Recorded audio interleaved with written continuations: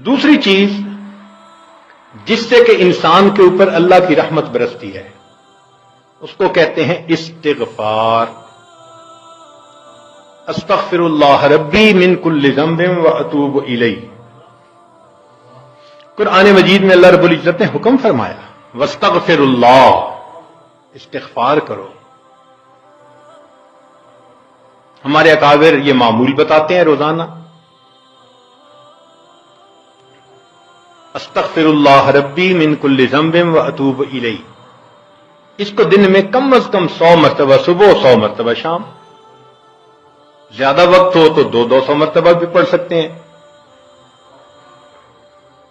مگر جب پڑھ رہے ہوں تو ذرا اپنے گناہوں پر ندامت بھی دل میں محسوس کریں. یہ نہ ہو کہ زبان پہ استغفار چل رہا ہے اور دن میں گناہوں کے خیال چل رہے ہیں. رابعہ بصریہ رحمۃ اللہ علیہ فرماتی تھیں استغفارنا یحتاج الی استغفار، کہ ہم ایسا استغفار کرتے ہیں کہ اس کے اوپر ہمیں استغفار کرنے کی ضرورت ہے.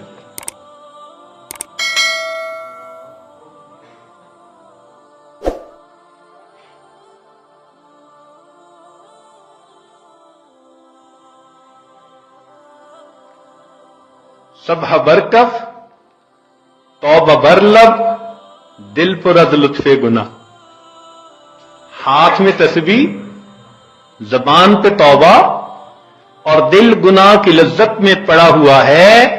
معصیت را خن میں آیت بر استغفار ماں، میرے استغفار کے اوپر تو گناہ بھی کھڑا ہنس رہا ہے. تو ایسا استغفار نہ ہو. صحیح ندامت کے ساتھ ہم استغفار پڑھیں تو اللہ تعالی کی رحمت برسے گی.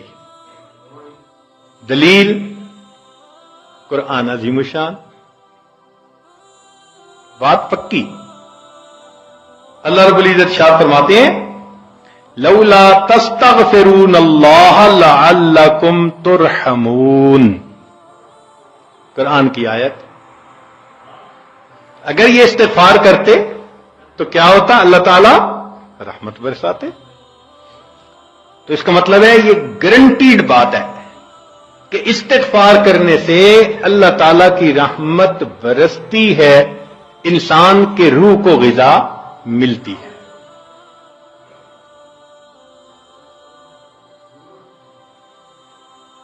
پھر تیسری چیز جس سے کہ اللہ تعالیٰ کی طرف سے رحمت اترتی ہے، درود شریف کا پڑھنا.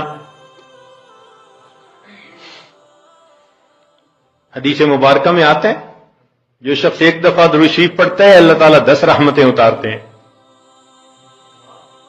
تو 10 رحمتوں کا اترنا اس بات کی دلیل کہ روح کو غذا ملتی ہے، نور اترتا ہے انسان کے اوپر.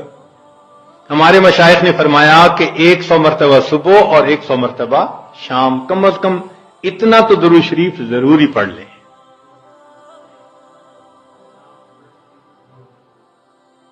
ایک صحابی رضی اللہ عنہ پوچھتے ہیں اللہ کے نبی صلی اللہ علیہ وسلم میں کتنا درود شریف پڑھوں؟ فرمایا زیادہ پڑھ، چوتھائی حصہ. زیادہ پڑھو گے تو فائدہ زیادہ. اللہ کے نبی صلی اللہ علیہ وسلم آدھا حصہ. بھائی زیادہ پڑھو گے تو زیادہ فائدہ. 3 حصے. فرمایا اور زیادہ تو 4 حصے. جب انہوں نے کہا کہ میں پورا وقت درود شریف پڑھنے میں لگا دوں گا، نبی اسلام نے فرمایا اذن یغفر لک ذنبک، تیرے گناہوں کو بخش دیا جائے گا اور تیرے غموں کو تیرے سر سے اتار دیا جائے گا. تو درود شریف کے پڑھنے سے اللہ تعالیٰ گناہوں کو معاف کرتے ہیں اور دھو دیتے ہیں. صدیق اکبر رضی اللہ عنہ فرمایا کرتے تھے کہ ٹھنڈا پانی آگ کو اتنا جلدی نہیں بجھاتا جتنا جلدی درود شریف کا پڑھنا انسان کے دلوں کی ظلمت کو مٹا دیتا ہے. سیدنا علی رضی اللہ عنہ فرمایا کرتے تھے کہ اگر اللہ تعالیٰ اور اس کے رسول صلی اللہ علیہ وسلم نے تسبیح، تکبیر، تحمید، تحلیل ان کے فضائل نہ بتائے ہوتے تو میں اپنا پورا وقت درود شریف کے پڑھنے میں گزار دیتا. تو ہم بھی درود شریف پڑھیں، کم از کم 100 مرتبہ صبح اور 1 مرتبہ شام. اس سے کیا ہوگا کہ دل کو غذا پہنچ جائے گی. چوتھی چیز اللہ کا ذکر کرنا، ذکر لسانی یا ذکر قلبی، جیسا بھی معمول ہو. ذکر کے کرنے سے اللہ تعالی کی رحمت اترتی ہے، اور حدیث پاک سے دلیل نزلت علیہم السکینہ، ان کو رحمت ڈھانپ لیتی ہے. ملائکہ آ جاتے ہیں ان کے اوپر، جہاں لوگ مل بیٹھتے ہیں مختلف جگہوں سے آئے ہوئے اللہ کو یاد کرنے کے لیے. تو ذکر کرنے سے سکینہ کا نازل ہونا بھی اس بات کی دلیل کہ انسان کے دل کو غذا ملتی ہے. ذکر سے ذات کی محبت بھی پیدا ہوتی ہے. جتنا جس چیز کا تذکرہ زیادہ کریں اتنا اس سے محبت ہوتی ہے. تو کثرت ذکر کا حکم اس لیے کہ اس سے اللہ رب العزت کی محبت انسان کے دل میں پڑتی ہے.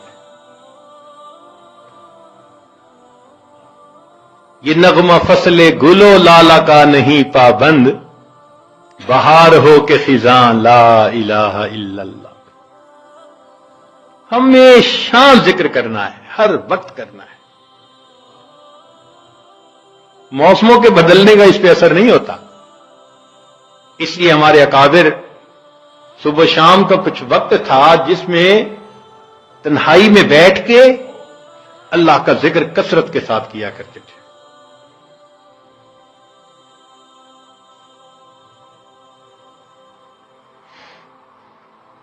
پھر پانچویں چیز جس سے کہ انسان کے اوپر رحمت اترتی ہے وہ ہے اتباع سنت. جتنا ہر عمل سنت کے مطابق ہوتا جائے گا اتنا اللہ کی رحمت ہم پہ برستی جائے گی. جتنا ہر عمل سنت کے مطابق. اس لیے ہمارے سلسلہ آگیا نقشبندیہ میں بیعت ہونے کے بعد پہلا کام یہی بتاتے ہیں، ہر کام کو سنت کے مطابق کرنا ہے.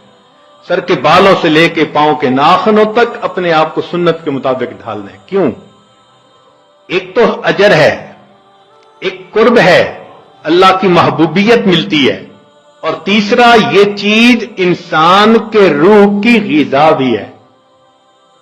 دلیل قرآن عظیم الشان میں سے ارشاد فرمایا اطیعوا اللہ والرسول لعلکم ترحمون. اللہ اور اس کے رسول کی اطاعت کرو تو کیا ہوگا؟ تمہارے اوپر رحمت برسے گی. تو اتباع سنت سے بھی انسان پر رحمت برستی ہے.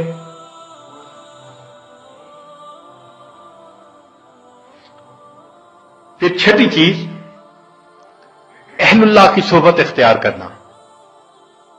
قرآن مجید میں تو حکم دیا گیا یا ایھا الذین آمنوا اتقوا اللہ وکونوا مع الصادقین. یہ کونو حکم ہے، اور حدیث پاک میں بھی حکم دیا گیا.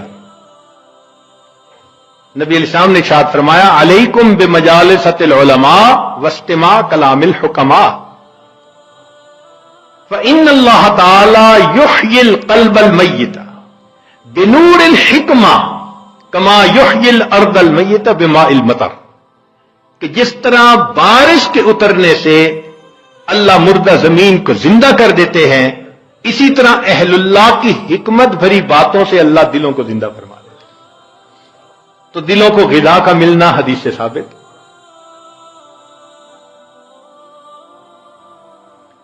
اس لیے تو فرمایا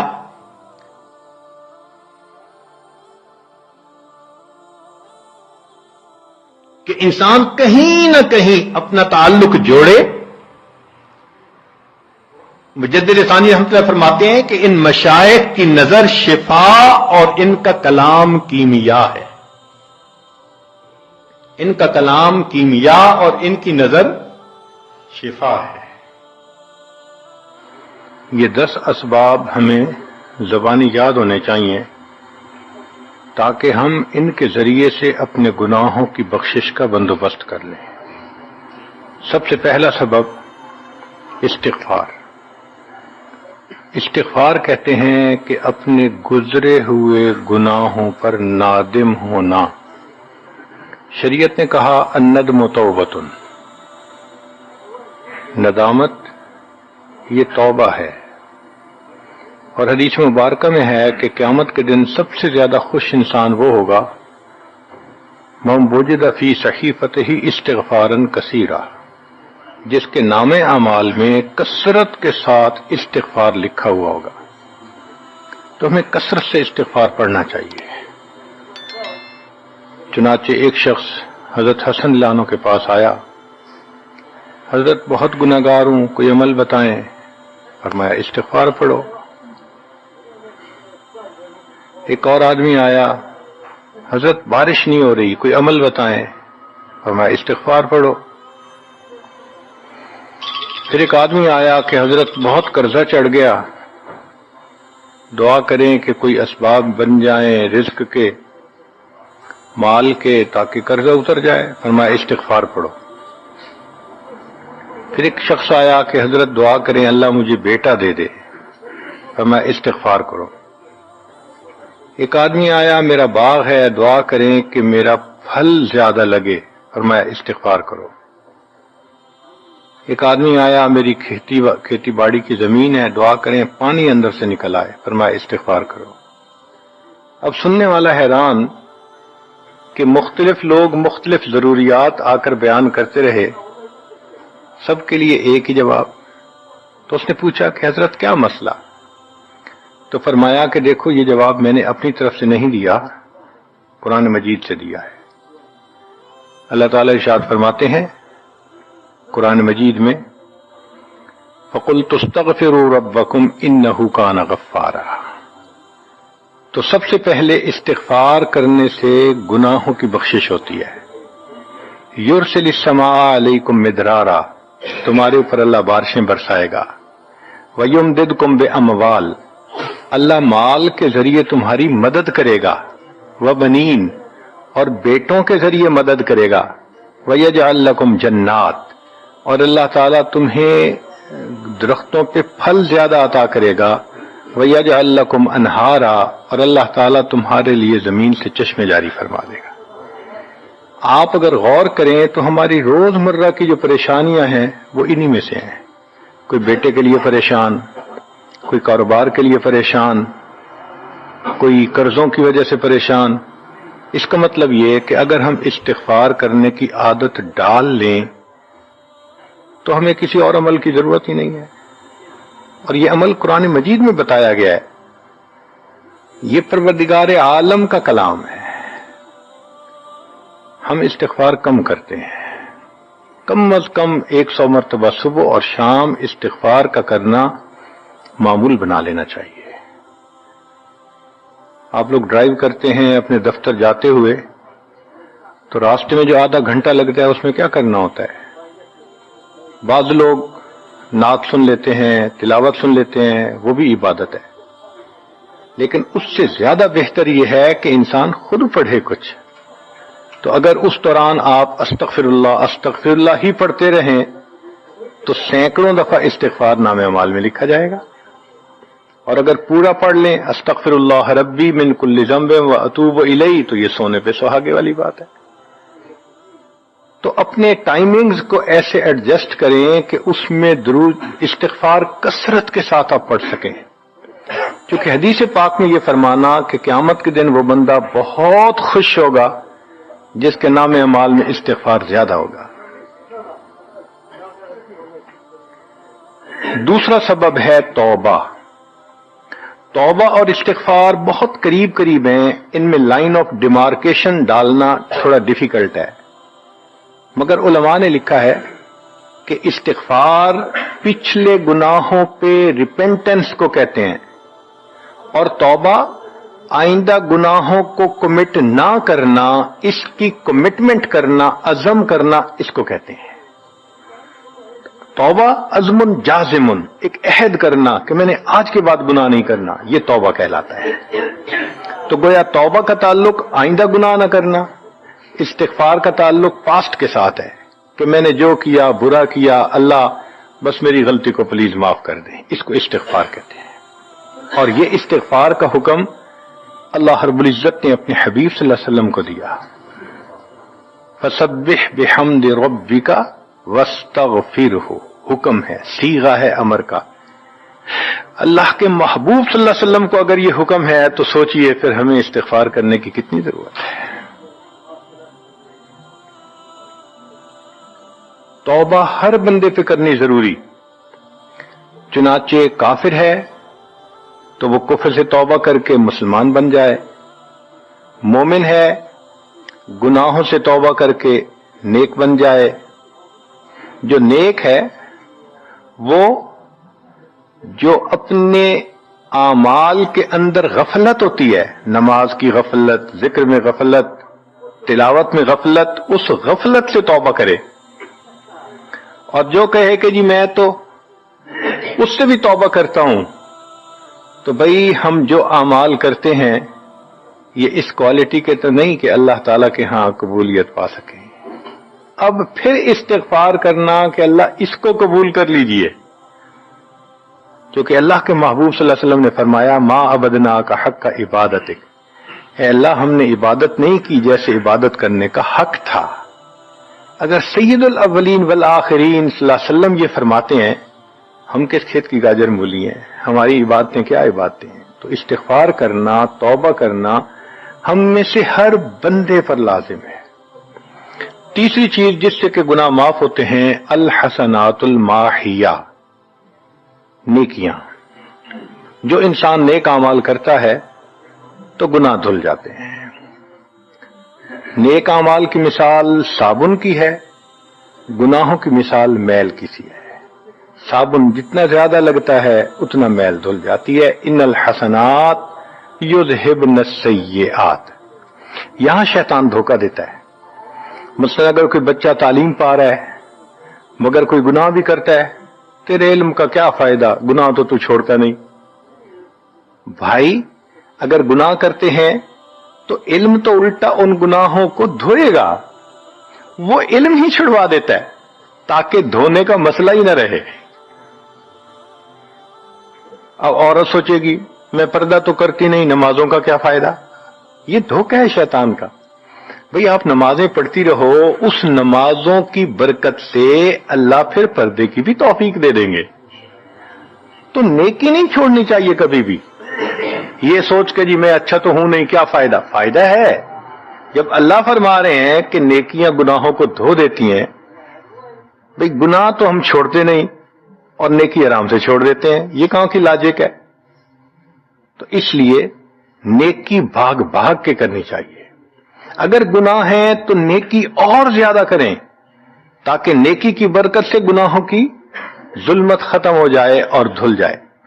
حدیث پاک میں ہے بندہ گناہ کرتا ہے لکھ دیا جاتا ہے، دوسرا گناہ، تیسرا، 5 گناہ کرتا ہے، پھر اس کے بعد وہ ایک نیکی کرتا ہے تو نیکی والا فرشتہ کہتا ہے کہ دیکھو اللہ کے ہاں دستور ہے من جاء بالحسنۃ فلہ عشر امثالھا. اس کو 10 نیکیاں ملنی تھیں، تم نے 5 گناہ لکھے ہیں نا، اچھا تم 5 گناہ مٹا دو، میں نامہ اعمال میں 10 نیکیوں کی بجائے صرف 5 نیکیاں بیلنس وہ ڈال دیتا ہوں. چنانچہ 5 گناہ مٹا دیے جاتے ہیں، 5 نیکیاں نامہ اعمال میں لکھ دی جاتی ہے.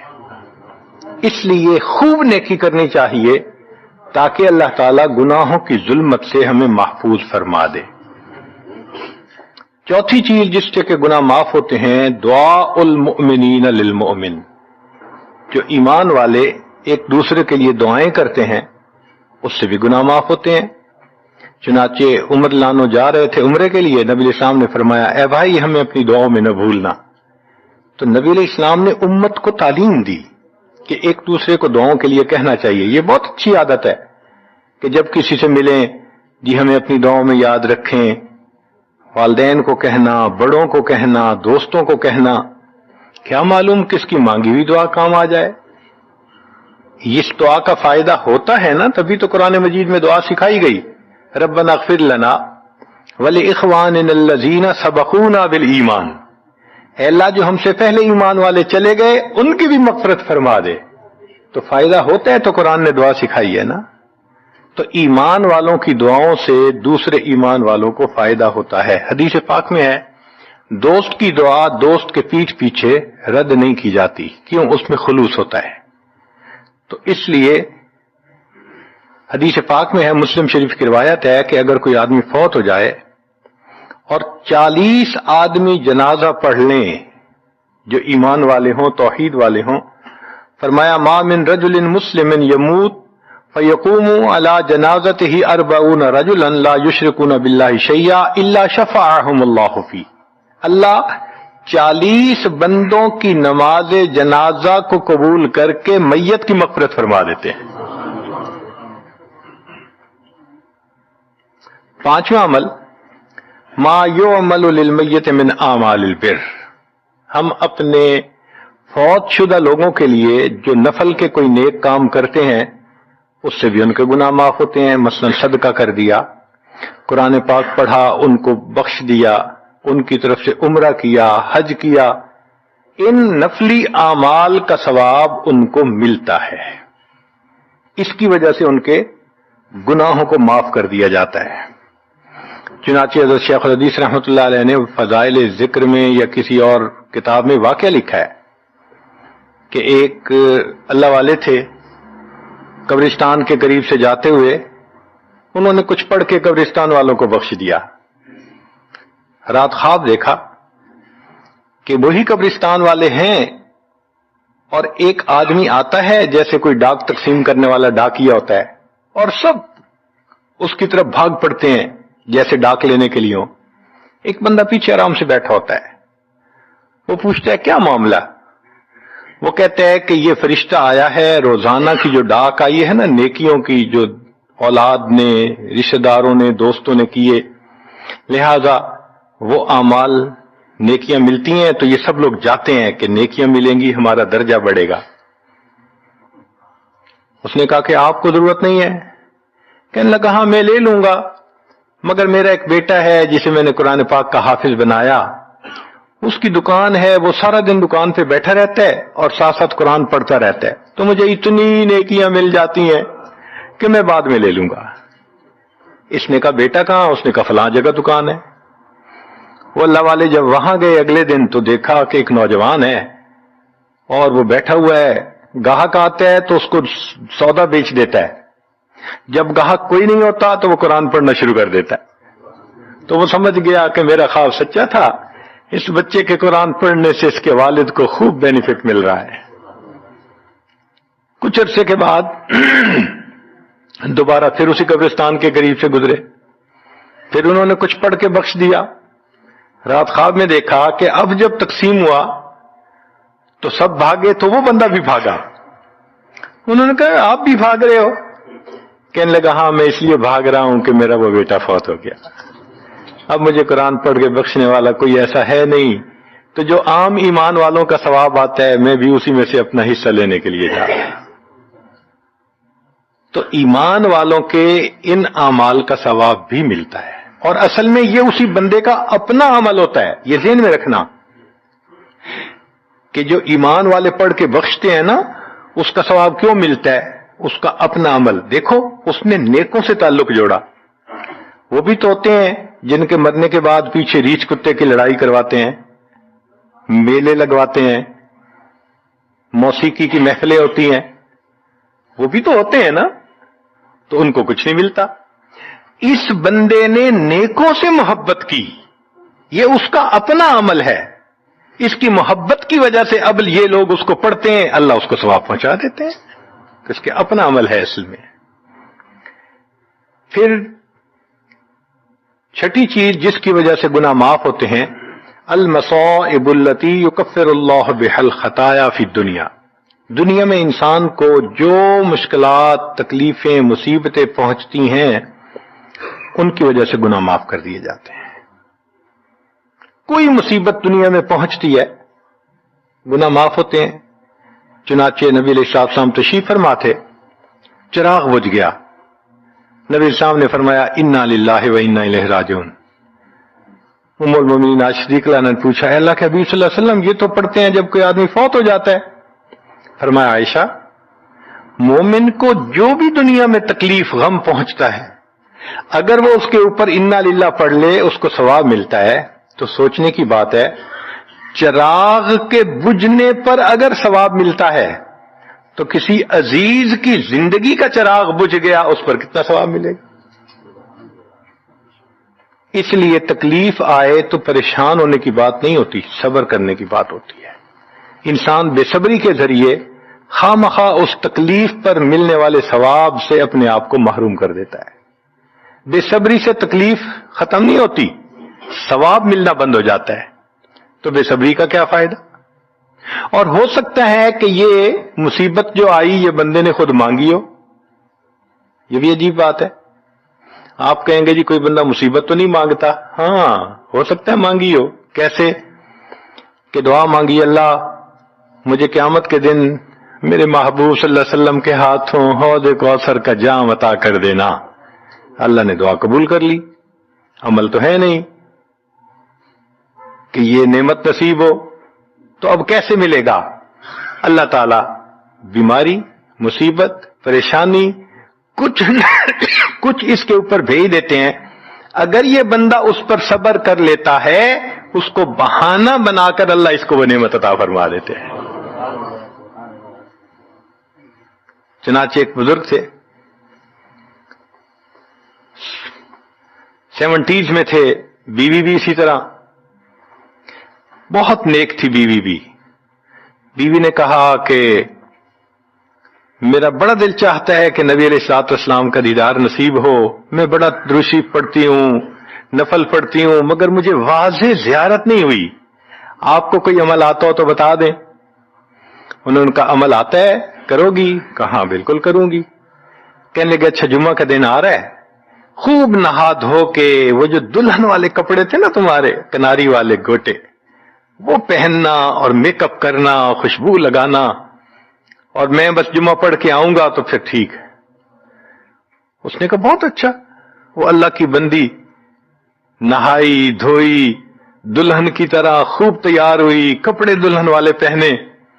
ان بزرگوں نے جمعہ کی نماز پڑھی تو ساتھ بھائی کا گھر تھا اس کی، یعنی ان کی بیوی کا، تو بیوی کے بھائی کے گھر چلے گئے، اس کو جا کے کہا میری عمر دیکھو اور آ کے اپنی بیوی بہن کی حالت دیکھو۔ اس نے کہا کیا مسئلہ؟ وہ ساتھ آ گیا، اور جب گھر آ کے اس نے دیکھا تو بیوی تو دلہن بنی بیٹھی ہے۔ بھائی کو غصہ آیا، تمہیں اپنی یہ تمہاری عمر اور یہ تمہارے لچھن۔ اس نے تو ڈانٹا اور وہ بیچاری روئی، اس کا دل ٹوٹا، رو رو کے حال برا، سو گئی۔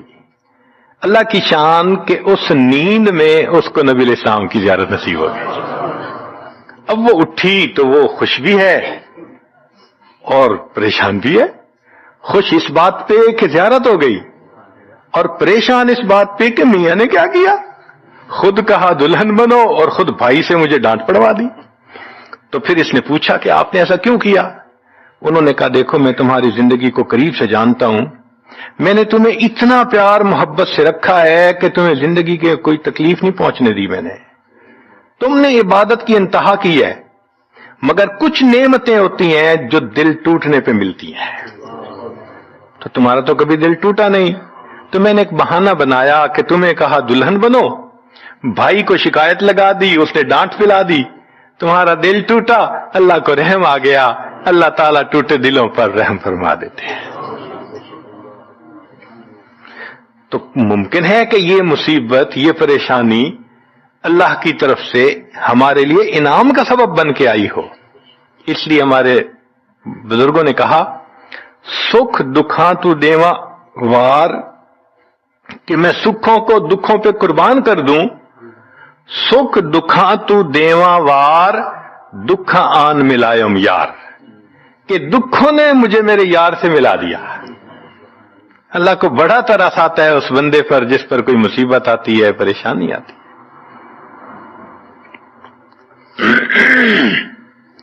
پھر ساتویں چیز جس سے کہ گناہ معاف ہوتے ہیں، ما يحصل فی القبر من الفتنة والزغطة والروع، قبر کے اندر انسان جب جائے گا تو اس کو وہاں پر زغط قبر پیش آئے گا، قبر دباتی ہے، اس قبر کے دبانے سے بھی گناہ معاف ہوتے ہیں، اور یہ زغط قبر ہر کسی کو پیش آئے گا۔ سعد لانو ایک صحابی ہیں، نبی علیہ السلام نے ان کا جنازہ پڑھایا اور اللہ کے محبوب صلی اللہ علیہ وسلم پنجوں کے بل چلنے لگے. تو صحابی نے پوچھا، اے اللہ کے نبی صلی اللہ علیہ وسلم آپ ایسے چل رہے ہیں؟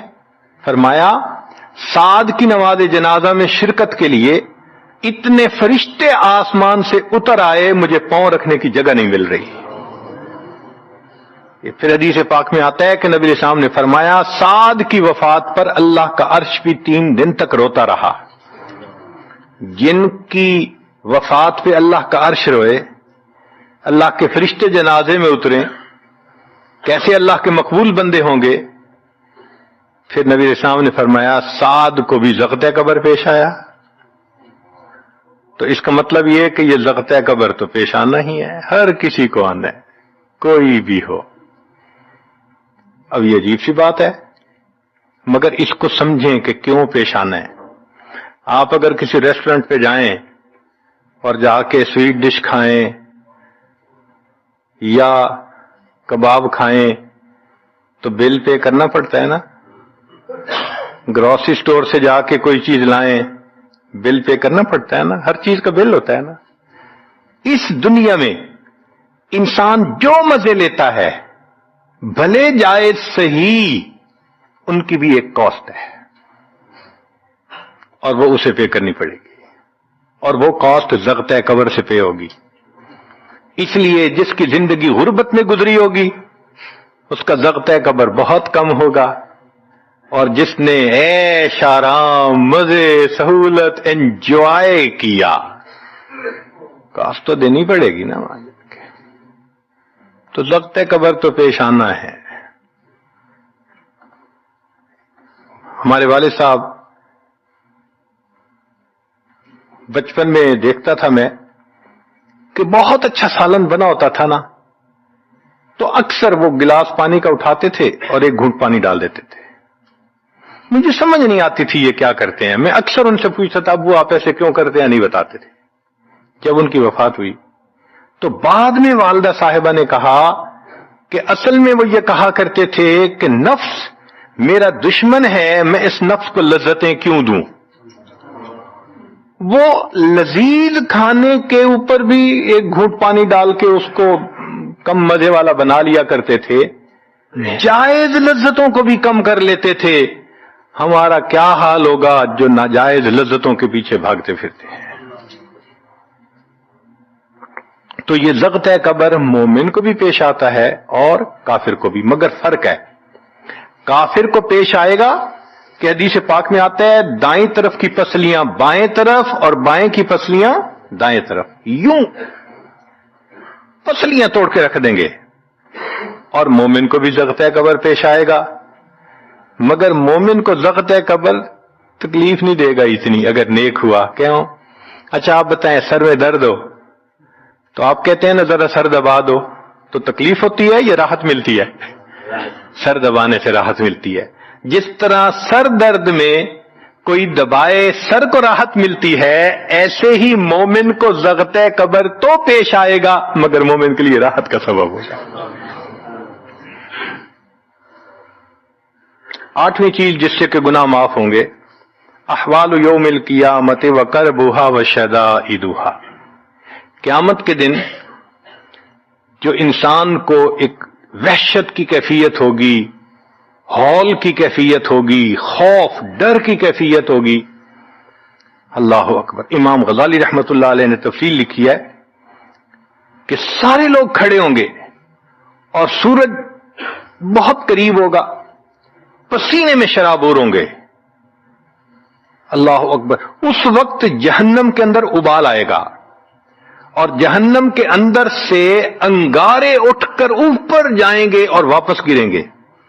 فرماتے ہیں اس وقت انبیاء میں سے کوئی نبی بھی ایسا نہیں ہوگا جس کو یہ ڈر نہ ہو کہ کہیں انگارے میرے اوپر نہ آ جائیں. اگر انبیاء بھی تھرا رہے ہوں گے ہمارا اس دن کیا حال ہوگا. تو قیامت کے دن کی دہشت اور وحشت کوئی چھوٹی چیز نہیں ہے، مگر اس سے بھی اللہ تعالیٰ ایمان والوں کے گناہوں کو معاف فرما دیں گے. پھر نئی چیز جس سے کہ گناہ معاف ہوں گے، شفاعت النبی صلی اللہ علیہ وسلم فی اہل الذنوب یوم القیامہ، قیامت کے دن اللہ کے پیارے حبیب صلی اللہ علیہ وسلم جو اپنی امت کے لیے شفاعت فرمائیں گے، اللہ اس پر بھی امتیوں کے گناہوں کو معاف فرما دیں گے۔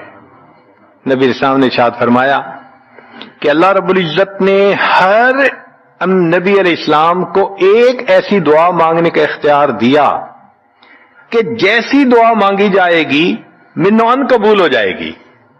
تو انبیاء نے دعائیں مانگی، تو صحابی نے پوچھا اے اللہ کے حبیب صلی اللہ علیہ وسلم آپ کو بھی اختیار دیا گیا؟ فرمایا مجھے بھی اختیار دیا گیا۔ اے اللہ کے حبیب صلی اللہ علیہ وسلم آپ نے کیا دعا مانگی؟ فرمایا میں نے کوئی دعا نہیں مانگی، میں نے اس کو ذخیرہ رکھ لیا، قیامت کے دن جب میری گنہگار امت کا حساب ہوگا اس وقت میں وہ دعا مانگوں گا، امت کو لے کے جنت میں جاؤں گا۔ اللہ کے محبوب صلی اللہ علیہ وسلم کو امت سے کتنا پیار تھا۔ کوئی ماں اولاد کے لیے 23 سال نہیں روتی، جوان بیٹا فوت ہو 2-4 مہینے رو کے پھر نارمل لائف ہو جاتی ہے۔ کوئی باپ اولاد کے لیے 23 سال نہیں روتا، اللہ کے پیارے حبیب صلی اللہ علیہ وسلم امت کے لیے 23 سال آنسو بہاتے، رب امتی رب امتی رب امتی دعا مانگتے تھے، لمبے سجدے۔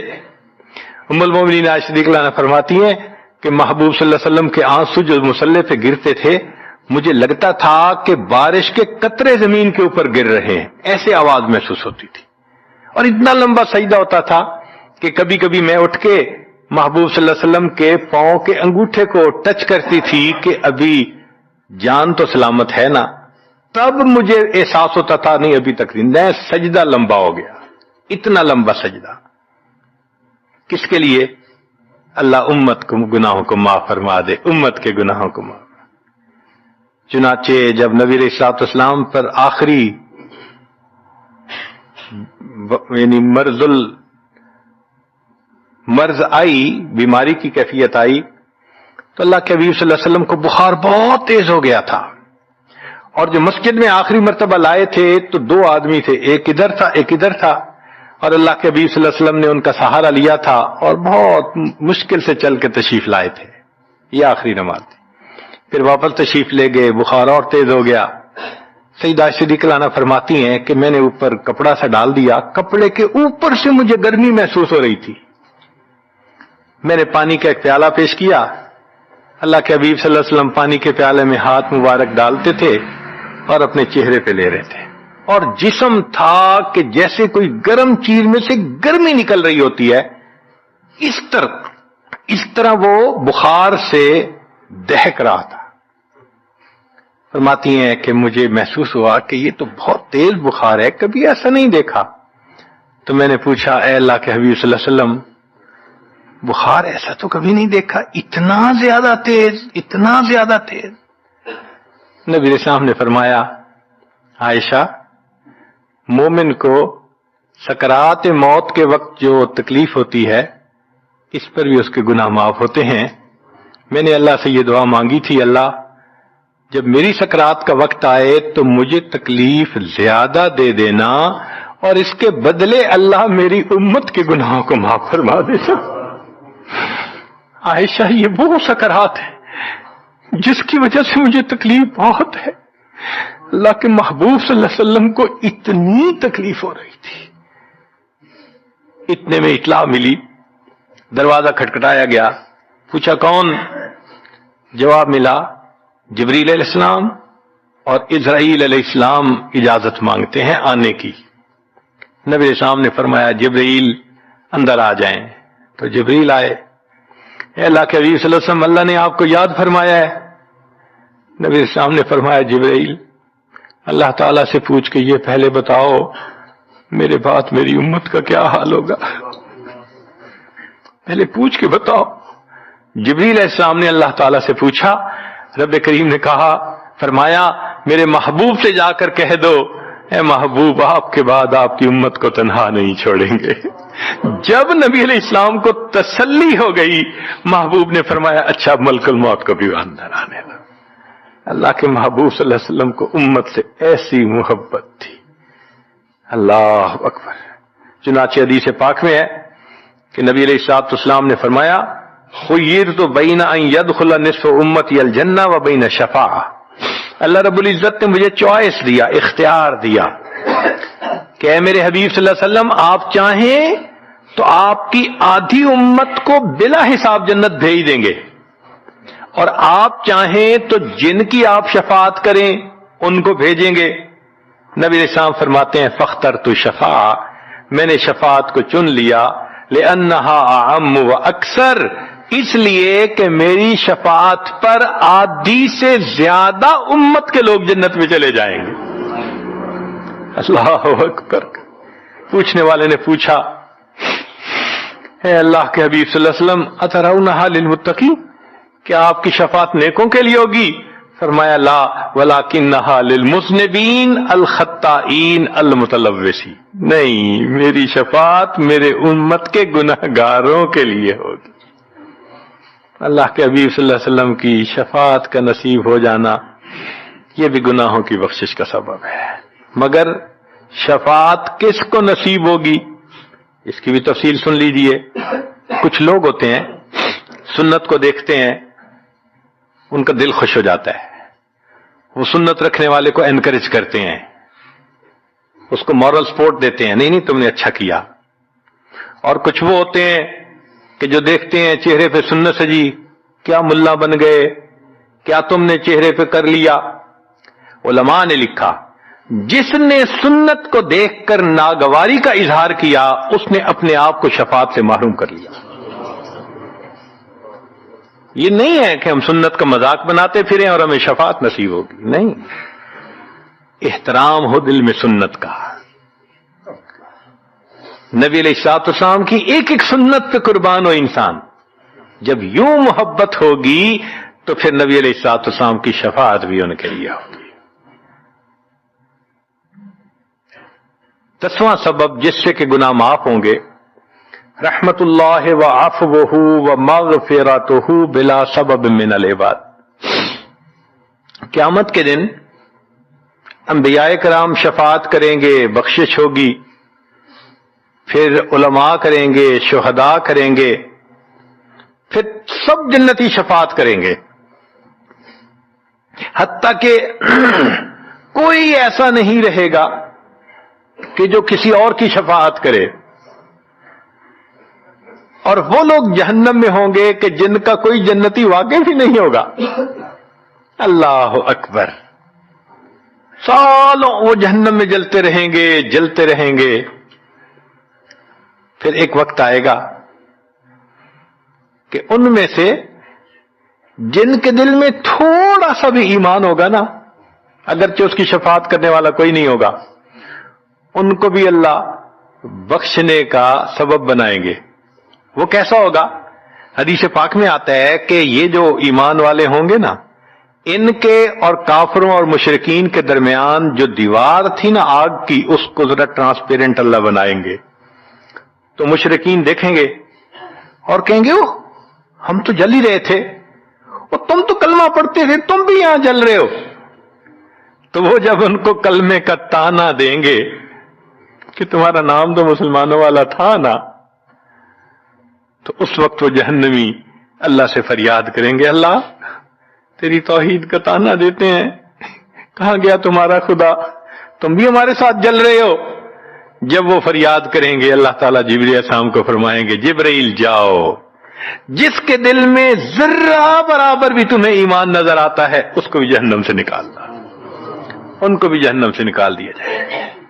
پھر اس کے بعد وہ بچیں گے کہ جن کا ذرہ ایمان بھی نہیں فرشتے کو نظر آئے گا، مگر اللہ فرمائیں گے انبیاء نے بھی شفاعت کر لی، شہداء نے بھی، علماء نے بھی، جنتیوں نے بھی، اب میں اپنی رحمت کا اظہار کرتا ہوں، میں بھی تو بندوں سے محبت کرتا ہوں۔ حدیث پاک میں ہے ثلاث حشیات، یوں کر کے اگر گندم ہونا اور انسان دونوں ہاتھوں کو ایسے کرے تو اس کو لپ کہتے ہیں، لپ بھرنا، تو اس میں ہزاروں چاول کے دانے آ سکتے ہیں۔ سوچئے اللہ رب العزت لپ بھریں گے تو وہ کتنی بڑی ہوگی، کھربوں لوگ ہوں گے، ایک لپ کو بھر کے نکالا جائے گا، پھر دوسری کو نکالا جائے گا، پھر تیسری لپ بھر کے نکالیں گے. پھر ایک حوض ہوگا، کہا جائے گا جہنمی کو اغتسل فی ھذا الغدیر، اس حوض کے اندر تم جاؤ غسل کرو. جب وہ غسل کریں گے بالکل ان کے جسم صحیح سلامت ہو جائیں گے. پھر اللہ تعالیٰ ان کو جنت عطا فرمائیں گے، مگر ان کے ماتھے پر لکھا ہوا ہوگا اتقاء الرحمن، کہ رحمان نے اپنی رحمت سے ان کو رعایتی پاس کر دیا. وہ جنت میں جائیں گے. اب جو جنت میں جائیں گے تو جنتی لوگ ان کے ساتھ ملیں گے، خوش ہوں گے، مگر کہیں کہیں کوئی ان کو کہے گا ہم تو اللہ کے فضل سے سیدھا آ گئے، تم تو آیا فلاں جگہ سے آئے ہو نا، رعایتی پاس ہو. اب جب ان کو رعایتی پاس کا تانا ملے گا تو ان کو عجیب لگے گا. پھر ایک وقت آئے گا کہ یہ سب اتقاء الرحمن اللہ کے سامنے فریاد کریں گے، اللہ آپ نے اپنی رحمت سے جہنم سے نکال دیا، جنت بھیج دیا، یہ جو مہر ایک لگا دی یہ بھی تو اتار دیجئے نا. تو اللہ تعالیٰ ان کی مہر کو ختم فرمائیں گے اور یہ جنت میں رہنے لگ جائیں گے. امام غزالی رحمت اللہ علیہ اس واقعے کو نقل کرنے کے بعد لکھتے ہیں میرا کوئی عمل ایسا تو نہیں کہ میں امید کروں کہ میں جنت چلا جاؤں گا، کاش اللہ مجھے ان اتقاء الرحمن میں شامل فرما لیتے، کاش کہ اللہ تعالیٰ مجھے ان اتقاء الرحمن میں شامل فرما لیتے. بے گناہوں میں چلا زاہد جو اس کو دیکھنے، مغفرت بولی ادھر آ میں گنہگاروں میں ہوں، وہ کرشمے شان رحمت نے دکھائے روز حشر، چیخ اٹھا ہر بے گناہ میں بھی گنہگاروں میں ہوں. اللہ اکبر. حضرت قاری طیب صاحب رحمت اللہ علیہ ایک کتاب میں لکھتے ہیں اتنا اللہ کی رحمت کا ظہور ہوگا، اتنا ظہور ہوگا اس دن، ایک ایسا وقت آئے گا کہ شیطان بھی سر اٹھا کر دیکھے گا، اسے بھی امید لگے گی شاید میری بھی مغفرت کر دی جائے. وَكَانَ بِالْمُؤْمِنِينَ رَحِيمًا. اللہ تعالیٰ قیامت کے دن اپنی رحمت کا اظہار فرمائے. اللہ کرے قیامت کے دن اللہ کی رحمت سے ہمارا کام بن جائے. اللہ تعالیٰ ہمیں اپنے گناہوں سے سچی توبہ کرنے کی توفیق عطا فرمائے، اور اللہ تعالیٰ ہمیں اپنے بخشش کیے ہوئے گنہگار بندوں کی قطار میں قیامت کے دن شامل فرمائے. وآخر دعوانا ان الحمد للہ رب العالمین.